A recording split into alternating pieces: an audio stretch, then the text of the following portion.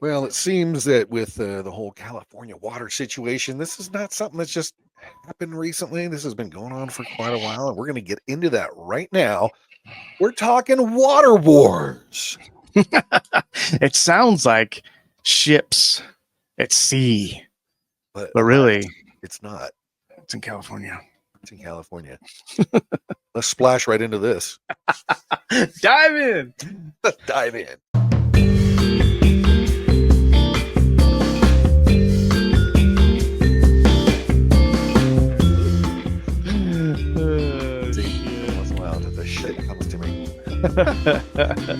Welcome to the podcast, everyone. This is the Rude Barn Podcast. I am the Barn, and right here, still, I'm the Rude. Is the Rude.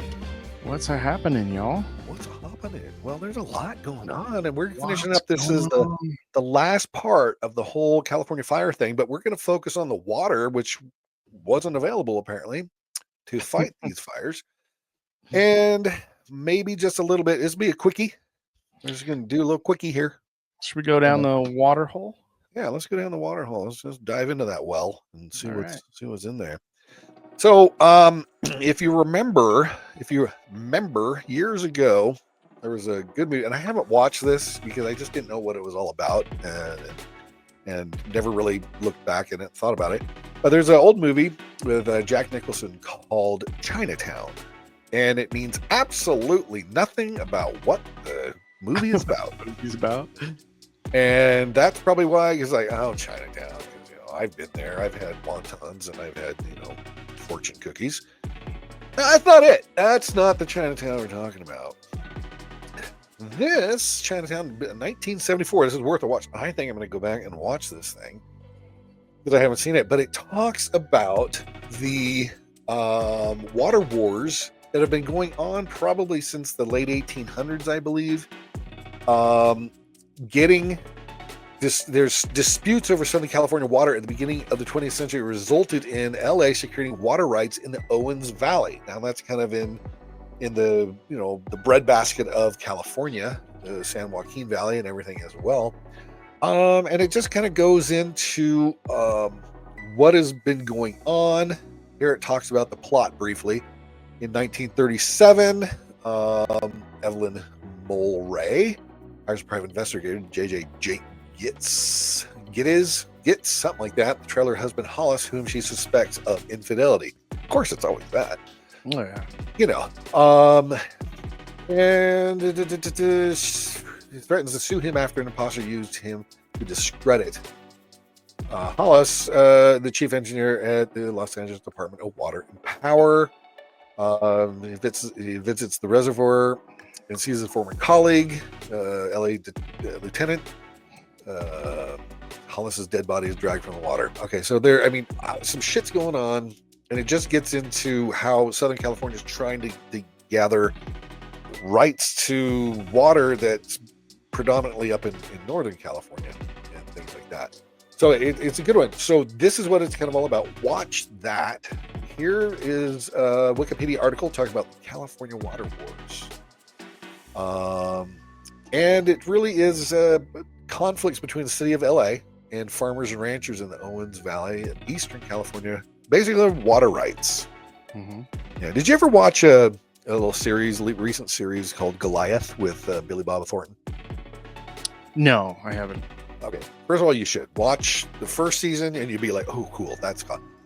Season 3 is exactly this whole thing. It talks about the water rights, and Dennis Quaid plays the big rancher or whatever who owns one of the big almond farms. And this, they're pushing. Remember how they're pushing almonds, blue diamond almonds, and all these things. Everybody eat all these different flavors of almonds. Mm-hmm. Almond trees take a ton of water to grow. And there's acres and acres because you need a lot of almonds to create all that almond milk. Yeah, you got really hard to squeeze out all that milk in those almonds. You got a lot if you want to milk them. Right. So it needs a lot of water. So it talks about how he's basically diverting all this water that's normally going to his fellow ranchers who live in the area. And these are just podunk people who happen to own ranches and farms doing their own shit. I'm going to keep swirling my hand around because it's just kind of like you're stirring a big pot like I'm of stirring water. The pot. We're stirring a pot of water, pot of almonds, because I'm making that almond milk right now. And I got to squeeze out every drop I can out of each and every almond. And it's quite interesting, quite fascinating. And it's basically this whole thing right here. And this shit's been going on forever. It's 1855 to 1856, the Owens Valley. This shit's been going on since the 1800s, y'all. And this is crazy. Yeah. And they're still dealing with it today. I will put all these links into our description. So you can... there's been a couple big stories about it this past year. Yeah. But they built the aqueducts for this whole thing to begin with. And there were two of them who were visible principals of California water workers. They were friends, having worked together in private LA water company in the 1880s. One of them became an engineer in Mulholland from the famous Mulholland Drive. Was superintendent at the water company. They're elected mayor, and he was instrumental in converting the water company to city control in 1902. And just they were putting the whole water system together, getting the aqueducts to bring all the water, because they knew back then that they needed to divert the excess runoff from the northern mountains and the Sierras and things like that, and bring it down to Southern California so that Southern California can prosper, because they don't get nearly as much rain as they do in Northern California. I think we all know that. And so this is kind of where it all started. So that's what they're dealing with now, and they've been trying to get this water to be down in Southern California, especially since the megaopolis storms that we've just had last 2 winters prior to this one that's just starting. And apparently a lot of this water has been diverted off and has been running into what we call this little pond of water called the Pacific Ocean. And so they're like, why are we throwing it into the ocean? Anyway.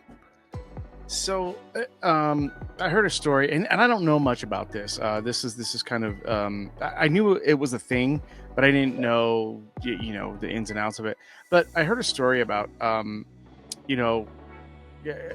Gavi was super proud of himself because he opened up.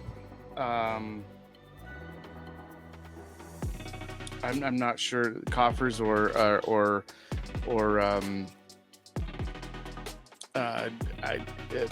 shit. What do you call it? Okay, we might have to cut there.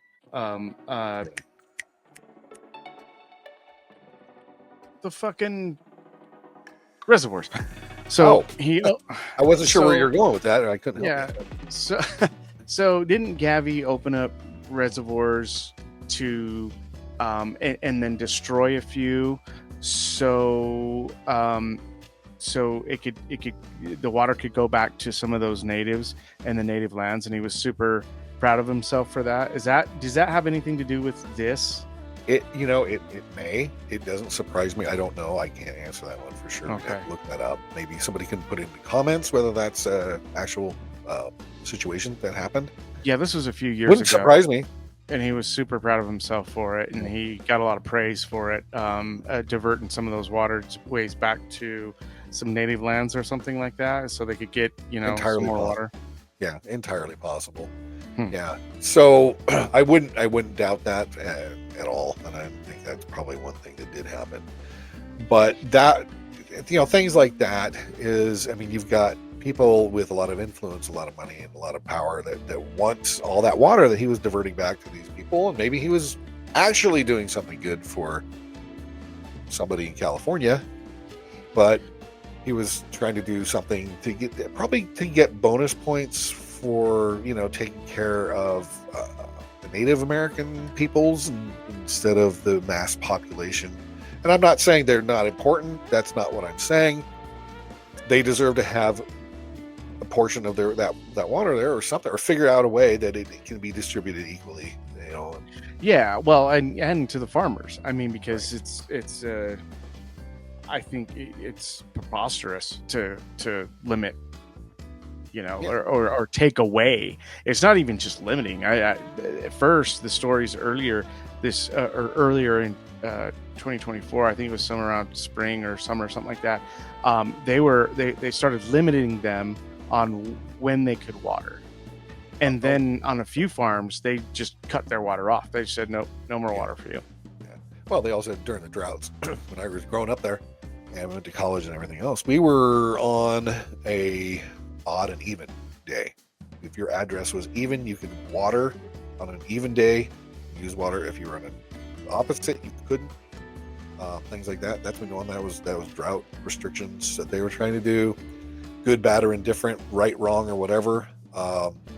These are the times where they should have started, because that was a couple decades ago at least. And that's when they should have started this shit. Let's build some reservoirs, capture this water. Let's have these reservoirs so we don't run out and we don't have to do this shit in the future. So yeah, and kept some of that stuff going. I mean, it's smart. Like even here, I mean, they still. I remember. When I was younger, about probably around the same age, late teens, early 20s or whatever, you couldn't water during the day in the summer. Yeah. They would actually come and ticket you. A couple of my neighbors got ticketed. It doesn't make sense. It evaporates too fast. That's ridiculous. Yeah. And so there's restrictions that way. I don't think we ever got to the point where we went to odd and evens, but at the same time, it was like, it was still,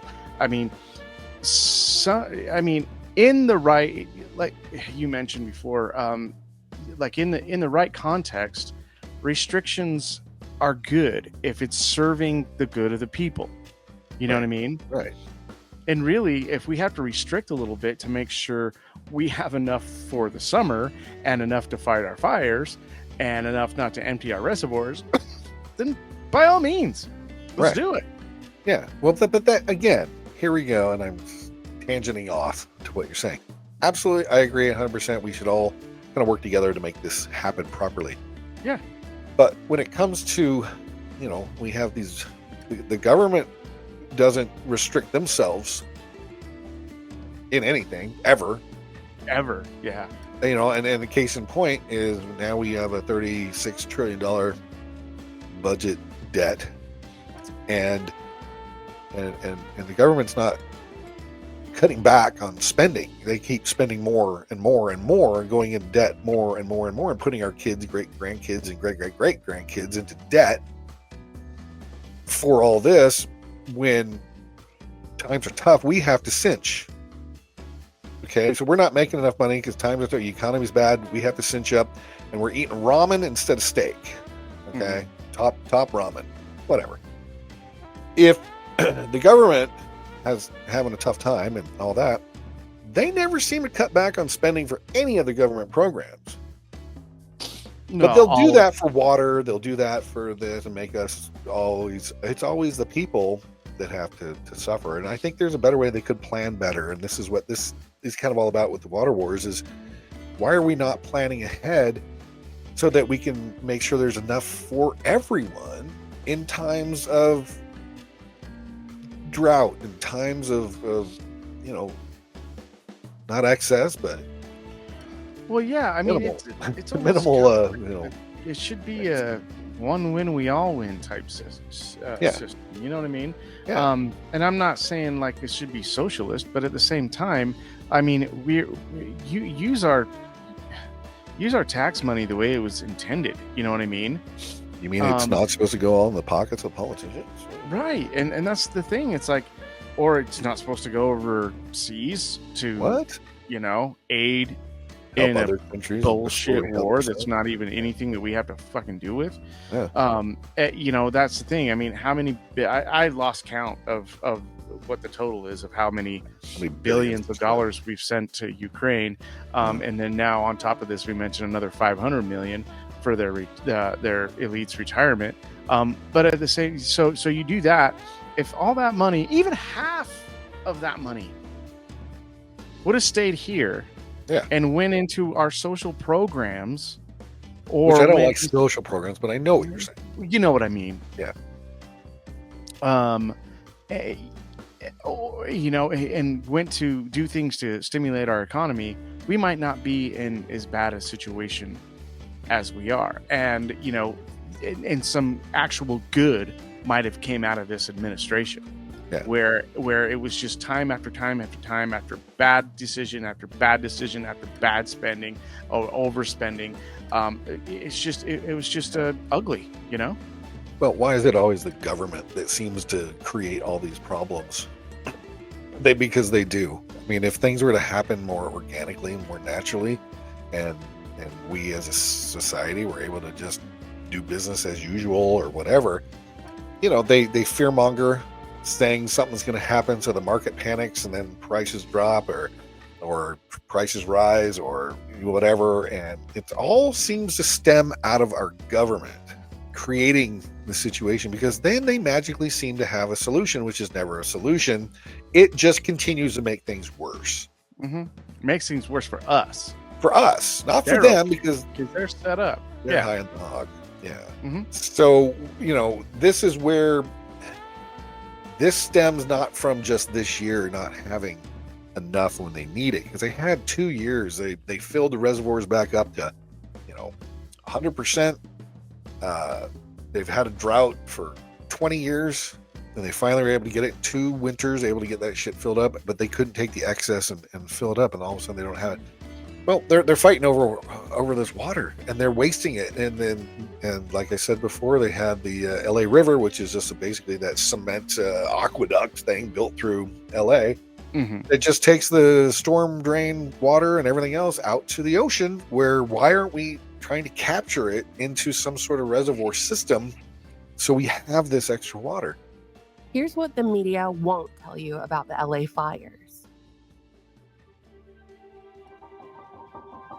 As we talk about the recent fires in LA, it's important to address how California manages its resources and how other states should tread carefully as to not follow suit. The Resnick family, who own the Wonderful Company, has a great deal of power over the water supply in the state. The Wonderful Company has brands like Palm Wonderful, Fiji Water, Justin and Landmark Vineyards, Wonderful Pistachios, and Halo Clementines. So they own a bunch of farmland in the Central Valley, through which they have obtained water rights from places like the State Water Project. So in other words, one family holds a large share of California's water. They have some of the oldest or most senior water rights in the state, which means that the Resnicks get water first, even during droughts. The Resnicks acquired the Kern Water Bank, one of California's largest water reserves, through a controversial privatization deal in 1994. Gaining control of this resource meant to serve the public. They've also put money into high-tech water delivery systems for their properties, which lets them siphon off water even in times of drought. The Resnicks get water from the state, and then they sell it back to the state's citizens and everyone who's buying Fiji water at the 7-Eleven. And because the Resnicks are wealthy and powerful, the family has lobbied for water laws that protect their own interests. And they're able to control their image by buying influence at different publishers and media companies, which is why you're about to see all these newspapers, and even why Fortune, of all publications, wrote an article this morning calling everyone who is discussing the billionaire Resnick family an anti-Semitic conspiracy theorist. Because the Resnick family is, of course, Jewish. And y'all know you can't talk about anything wealthy and influential Jewish people do, because that means you're anti-Semitic. Even if your house burns down, you're supposed to keep your mouth shut. Fortune, the magazine about billionaires, published and funded by billionaires, writing articles to silence anyone who dares criticize anything about billionaires. Well, it's just so perfect, isn't it? Let's take care of that. Pistachio, pistachio. Wait for it. Now, I know what you're thinking, and no, I am not being paid every time I mention the word pistachios tonight.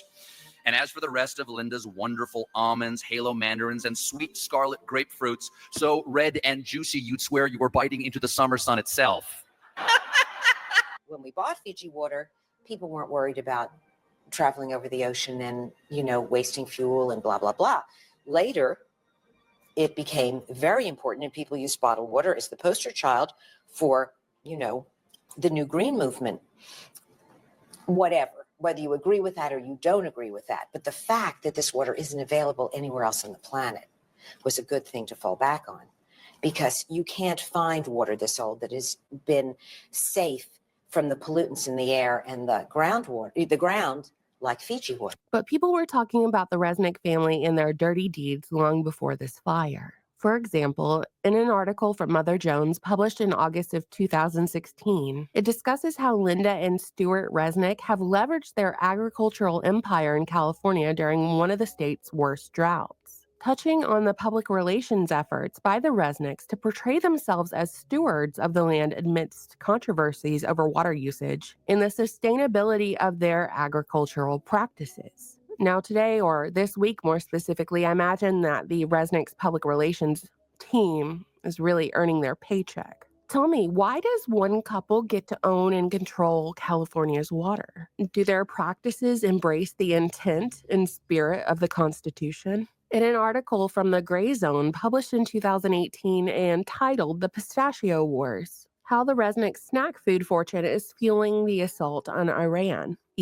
Well, in this article, it talks about how the billionaires have used their wealth and influence to bolster their pistachio business, while contributing to U.S. hostility towards Iran. The Resnicks have capitalized on the sanctions against Iran, because Iran is historically the world's leading pistachio exporter. With Iran's market access restricted by U.S. sanctions, the Resnicks have filled the gap, becoming major players in the American pistachio industry. So if you, an American, have to send your son or your daughter off to fight in wars in the Middle East, you can thank the Resnicks for that, as they have lobbied for this tension, caring only for their own profit. It's not like they're sending their sons and their daughters to go fight in these wars.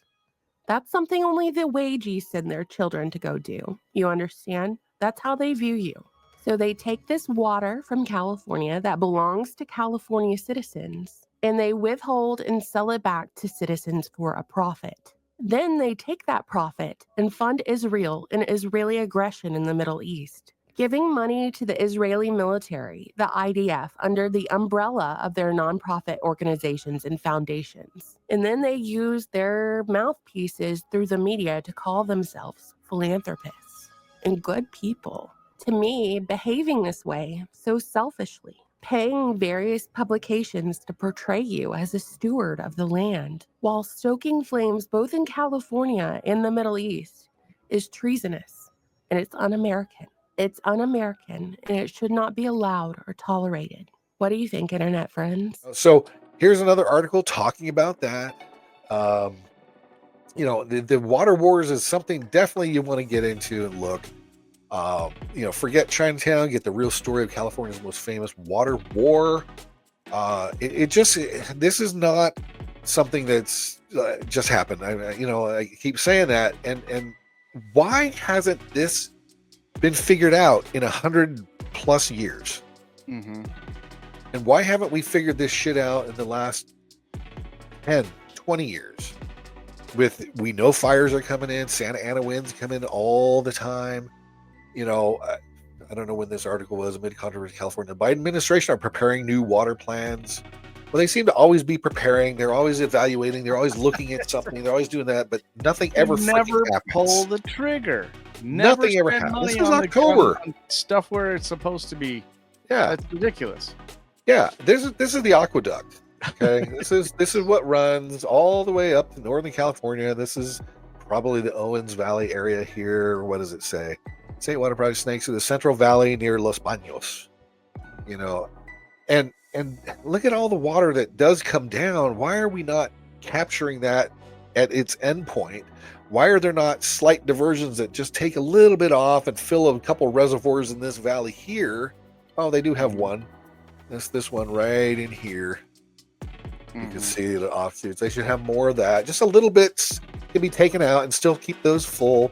Still have plenty to run down. And when we have extra down in the valley, we should have more. I mean, it's just put more reservoirs in downstream. Here they talk about the longfin smelt. We're worrying about a little 3-inch transparent fish than we are about the human population And I'm not saying these animals and these creatures aren't important. They are, but at what detriment are we putting them as a priority? Nobody knows it. Nobody ever heard of the long fin smelt before, or the delta smelt. I mean, well, and the thing is they're tiny. They're not even a meal. And guess what? They can adapt to more fresh water than this light salinity, apparently, that they need to survive it. Yeah, they're like smaller. They're like sardines. Yeah, I mean, it is just absolute craziness. This is insanity.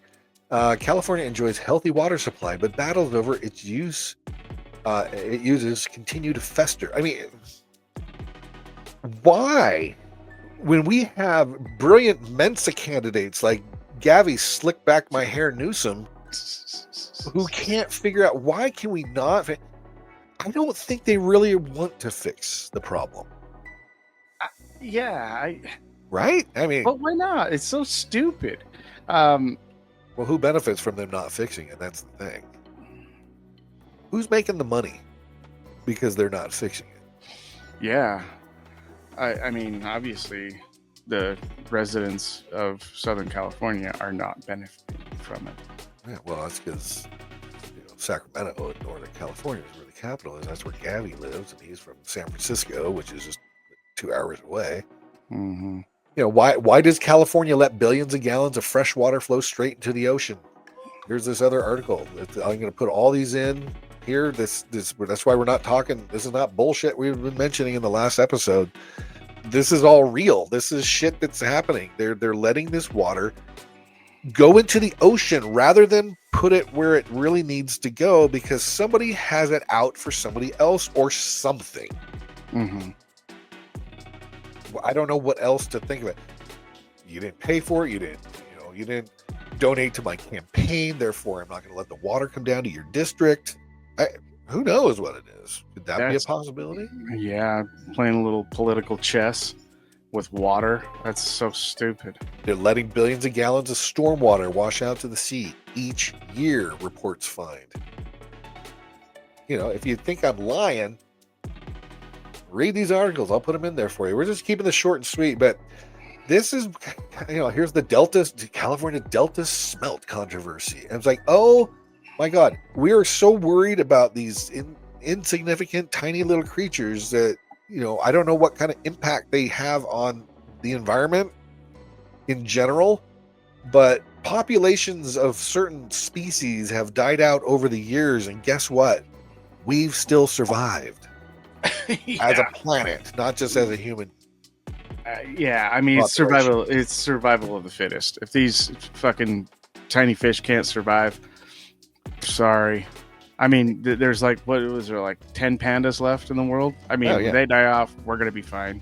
It's not really going to affect the bamboo population. Is going to continue to grow. There's not enough pandas to really cut it back anyway. We'll just make more bamboo cutting boards and bamboo floors.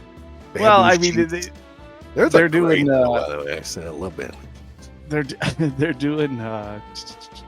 What is it? They're making dinosaurs again, aren't they? Oh, well, yeah. The stem cell. Yes, stem cell research. Oh, yeah. It's just pull some stem cells and make. Mighty important to be doing this research and having those creatures walk the planet again while humans are around. That's smart. Exactly. Super smart. Yeah.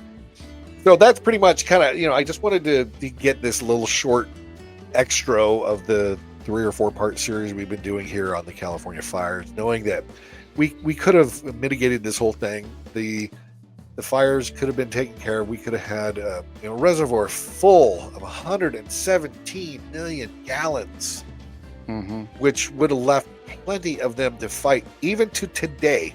4 or 5 days later after this fire has started, and they still would have enough to at least replenish, even if they had to stop the firefighters from using the system with the hydrants and everything. He's like, stop using the hydrants, let it fill up for a second. Okay, we'll give it a few hours to fill up and then back to it. And they could have had it, and they probably could have made more progress. But because people are doing this shit. Yeah, and you figure just with this though too, it's like, if you would have been able to capture that water, even half of it, they said billions. Okay, so you've got say 3, 4, maybe even 10 billion gallons of water that you've captured. Right. That could go to your neighboring states. Right. You know what I mean? If it's too much for you. You know what I'm saying? Oh, I mean, the come on. Delta Fault. Very mightily important. It's about 3 inches long, I think. Yeah. No longer Extremely than a important. pencil. Right. Yeah, tiny. Yeah. No, it's like the Colorado River sends water all the way down from Colorado through Utah, through Arizona, Nevada into California, and everywhere along the way, everybody takes a little bit of that. Mm-hmm. But because California did something to, legislation or lawsuits or something, they sued, so they basically get more of that water. So we have less here in Utah and Arizona and Nevada, which need it just as much, maybe not. I mean, just maybe population-wise. But if they had the California aqueducts working properly and the water was sent from Northern California down to Southern, then they wouldn't have to take as much out of Colorado. They wouldn't need it. Yeah, they wouldn't need all that. So California being a little selfish, a little greedy. Well, why don't you fix the whole system you have already in place and bring it down from where it does rain and snow, instead of taking it from Colorado that feeds 4 other states before it even gets to California? Because it's the blame game, bro. Yeah. It's the blame game. It's not their fault. It's somebody else's fault. It's somebody else's fault that we had to cut the budget. It's somebody else's fault that we couldn't fix our... It was the Republicans' fault, of course, as a lot of Democrats would tell you. Yeah. I mean, Because they're never to blame. They don't ever do anything wrong, by the way. No, yeah. Democrats, they're always right. Especially California Democrats. Oh, yeah. They're like family. You've insulted my family. You've insulted me. It's ridiculous. And Gavin's family.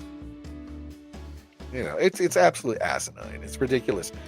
So I'm going to put these in there. This is kind of just the thing, knowing this is really kind of the reason of what is going on with the water situation and why they're kind of low on it, even though they had 2 winters of mass amounts of snow and rain. All of the rivers, lakes, streams, ponds, everything are back, or we're back to almost 100%, if not 100%. They're flushing water out into the ocean instead of sending it down to where it needs to be, Southern California. It is in the same state, so I'm not sure why you're worrying about, oh my God, we can't have the other state of Nevada taking all of our water. Mm-hmm. You're in the same state. You should be helping, whether you're Northern California gets more water, and you're supposed to help Southern California. Southern California benefits Northern California by whatever. Movie industry? I don't know. Send your oranges up there. Who knows? Yeah, I mean, they need, they don't want to get scurvy, so you got to send your oranges up there, for hell's sake. My God. But yeah, no, I mean, this is pretty much it. So give us a comment. What do you guys think? I mean, obviously, everything we've tried to present, we're trying to show, we don't know what really started these fires. It seems awfully strange. Having the water wars here where people are fighting over whether water gets all the way down from Northern California to Southern California. So they actually have water they can fight these fires that happen almost every single year, and the Santa Ana winds happen every single year. September through November usually, not January. But and why did they start? Why is it these areas? Were these areas targeted? If they weren't, were people are asshole idiots anyway, who are lighting fires or throwing cigarettes out or whatever. Just being careless. Yeah. Being careless and stupid. So there's a lot of weird shit going on. We talked about the insurance, how that was canceled. But if you looked back at our last video where we talked about that, it makes perfect sense that that's what the insurance companies did, because if they had to pay these claims out without having the proper premium payments from everybody coming in to cover it, well, they go out of business, and that they're not in the business to go out of business. No, they're not. Not their business. It's not their business. Their business is to stay in business. Their business is to stay in business. Not go out of business because they didn't manage the business right. So, and it makes sense. So I can't really blame them. cut back on the taxes, cut back on the bullshit spending, actually do shit you're supposed to do when you get $24 billion and fix the freaking homeless problem. Mhm. Fix the infrastructure, stop with the $6 a gallon gasoline when you should be $3 to $4 like everywhere else. So people can afford it, so they can stop with the regulations and the bullshit industry. So it costs 3 times as much to build a house in California as it does anywhere else in the country, except maybe New York, Chicago, or whatever. And make it so people can actually afford to pay the premiums that they need to cover. So when the natural disaster, and then do forest management so you don't have such a fucking disaster. Yeah. I mean, and there's a myriad of other things. And stop hiring DEI folks who don't know what they're doing just because the color of their skin or their sexual orientation or their religion is, checked off. Oh, you got that? Oh, you're not qualified, really. You can't really lift it. That's okay. You're black. You're Mexican. You're Asian, Chinese, whatever. You got to keep your qual test standard, man. And if they can't pass, get them the hell out of there, man. They don't belong there. That really is just gonna hurt people. Really need the best of the best in what we're doing, right? And it's just irresponsible. It's very irresponsible, and you're just gonna hurt people. And it's insulting. It's insulting to these people that you do that to, because you're saying the only reason you're qualified for this position is because of skin color, sexual orientation, or whatever it is, not because you actually have the skill set to do the job. Yeah. And the qualifications and the physical abilities. I mean, whatever. That's insulting. Yeah, anyone, especially for somebody who's worked really, really hard to be in those positions. You know what I mean? To get where I'm going, and I'm up for this position that I've been working so hard for years and years and years and years and years. Yeah. And I'm up against a DEI person. Yeah. And they get it over me when they don't even have a eighth of the skill set that this job requires. Rude, I know you're qualified, but here's the thing: if you were only gay, you would have had the job. You would have had the job. You would have had the job. A gay Mexican, dude. Yeah. See, this guy doesn't. You're right. This guy doesn't have the skill set that you have, but he's gay. Therefore, he gets the job over you. I'm just so you know. We want to be transparent with our hiring process here at the LA County Fire Department, LA City Fire Department. Well, in any job, and then you wonder why the service industry is absolute fucking garbage right now. Yeah, I know. You know what I mean?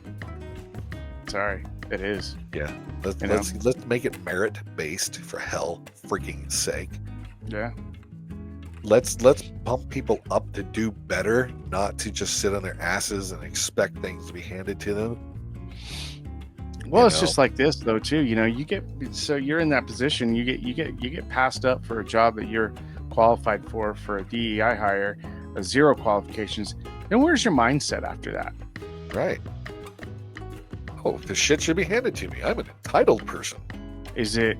I mean, and then you get denied insurance over a back injury, and then your girlfriend leaves you because you didn't get this job, and she thinks you're a piece of shit. It's like, well, no, it was a DEI hire thing. I don't know. Then you get in a fight, and then you're like, fuck it, I'm just gonna go rent a Tesla, drive to Vegas. I mean, this story is not. This is not a personal, actual story from anybody you know. You can see how this shit snowballs, bro. I know, I do. Well, I'll tell you, if you had to blow some shit up and you didn't want it to explode, get that Cybertruck, because it's reinforced. Those sidewalls, that bed of that truck is awesome. We ran out of water in the first tank about 4:45 p.m. yesterday. We ran out of water in the second tank about 8:30 p.m. and the third tank about 3 a.m. this morning. Those tanks help with the pressure on the fire hydrants and the hills of Palisades. And because we were pushing so much water in our trunk line and so much water was being used before it can get to the tanks, we were not able to fill the tanks fast enough. So the consumption of water was faster than we can provide water in our trunk line. Put out a letter to DWP asking, how is it that there was no water to fight this fire in certain places, we were here, and basically these places just burned and there was nothing that could be done. And would it have mattered? I mean, let's be honest about it here. I talked to all my experts, all the firefighters I've been with. They said we could add an engine on every house in 90-mile-an-hour winds with all the pressure in the world. So you got to be realistic about that as well. The 117 million gallon reservoir was found empty during the wildfire due to ongoing maintenance. The reservoir had been closed since February of 2024 for repairs to its cover, but the maintenance work wasn't completed in time. As a result of this incompetence on every level, which I believe is purposeful. And then we had these water supply issues. Fire hydrants ran dry in higher elevation areas, severely impacting firefighting efforts. This was in part because the reservoir wasn't even working. It was empty, which led to low water pressure and no supply to the hydrants. Then we have Governor Gavin Newsom, who is an idiot, who has all of these California management climate change water resource policies that he's enacted. And this is how he's behaving. I was just talking to Josh Green, the governor of down in Hawaii, who had some ideas around some land use concerns he has, around speculators coming in, buying up properties and the like. So we're already working with our legal teams to move those things forward, and we'll be. Hi, my name is Ted Ross, Chief Information Officer at the City of Los Angeles. As you know, we live in a world full of urban challenges. From traffic congestion that takes our time and pollutes our environment, to natural disasters that threaten the safety of our communities. To address these challenges, Los Angeles looks to smart city technology that can positively transform our urban environment. Let's get out of here. Let's go home. All right, we've done a couple of these today. We appreciate everybody joining us, and we just wanted to get this out there. I'll try to get these edited and up hopefully tomorrow. We'll see how it goes. I still got a couple more to do, and I don't think this is going to be as much time sensitive as we think, because this fire is going to keep going on for at least a few more days. So yeah, there'll be more news to report or sometime this week. Hopefully we can bring you some more info earlier or sometime this week, or if not, look for us next week, the end of next week, and we'll shoot it out to you again. Yeah, and we appreciate appreciate everybody joining us. Make sure you like, subscribe, share, comment. Let people know, please. It takes a second. Just subscribe. We want to try to build our show up so we can do more of these, because we just love doing them. Right, wrong, or indifferent, or whatever. We try to at least, credit everything we're talking about, so that we at least have, backing to what we're talking about. And whether you agree with that or not, you can make a comment. But this is why we based it on there. We're not saying necessary things are definitive or anything. Sometimes we are.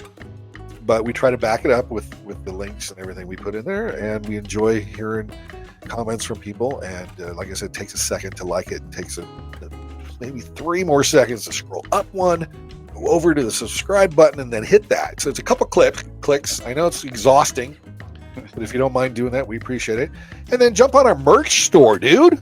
Yeah. The rootbarn.etsy.com. Anything we sell there, we're going to put into trying to up this program and get rid of the little StreamYard logo at the top there, and have our own shit going on soon, and hook up with some other folks. And we got some good shit coming up. We got good guests. We got good people who have good insight to a lot of things we like talking about. And if you want us to talk about something else, let us know that too. We'd love to dive into some stuff that you guys want to hear about. Yeah, have a chat. Send us a message, and we'd love to talk about it. And obviously, we're here to question everything. And if you have questions for us, fire off. No pun intended. Yeah, fire it off, baby. That's what we're trying to do. So, and then just remember about we're hooking up the guys at the Bearded Viking. They sell mead products. We're a part of that too. We love being a part of those guys. They're freaking awesome, and you're selling it all 50 states coming up soon. You're about 42, 43 now, or something like that, right? I think we're at 45 now. Working on trying to get the last 5 in there. beardedviking.com. Top tier bathtub hooch. On the website there's a button called the Hooch Finder. You can see if you can get it in your state, if you can get it shipped to your state. If you can, we can ship straight to your door. There are some states like Montana, now pretty soon Wyoming, We're gonna have it in Montana. It's all liquor. It's in like basically all liquor stores and all grocery stores right now in Montana. But here it is here for you. Yeah, and then you've got pretty soon Wyoming. We're gonna kind of have the same thing.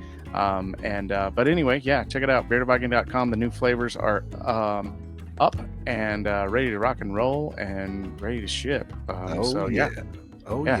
Real good stuff.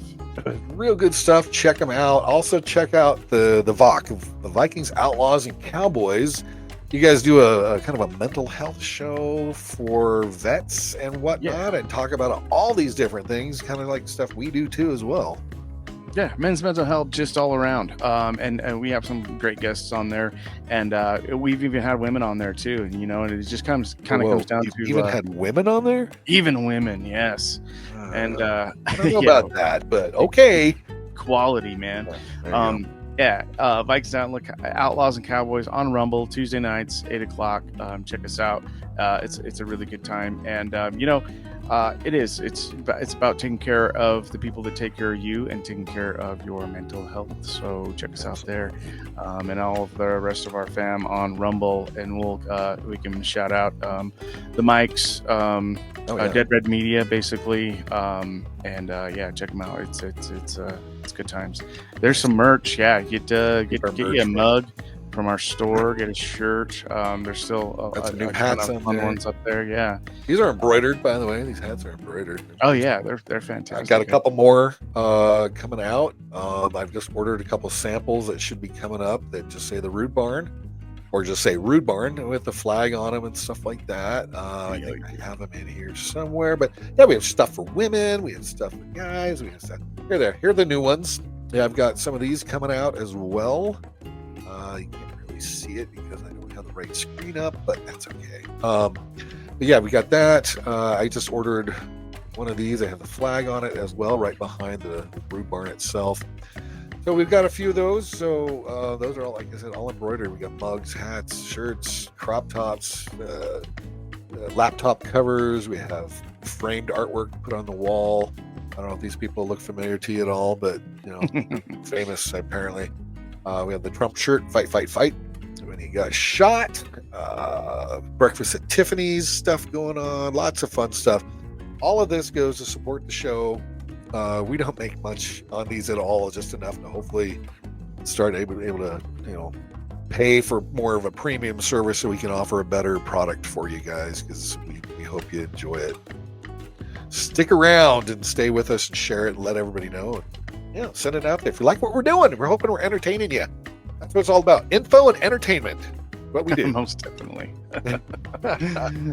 So we appreciate you stopping by, y'all. We'll see you on the next one. So have a good one. Question everything, gang.